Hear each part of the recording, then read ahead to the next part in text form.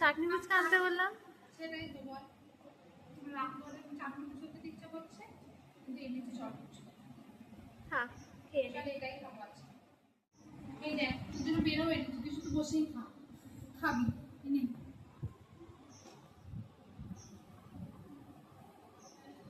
বাহ, ফুচকাটা ফুটো করে এবার আলু দিলাম। ওকে, কেমন? নিয়েছে আমার বোনটা। আমি অল্প কটা ফুচকা খেয়েছি, বাকি সবটা আমার বোন নিয়েছে। কেন খেলি জানি সব। এই যে আমাদের ফুচকা খাওয়া দান,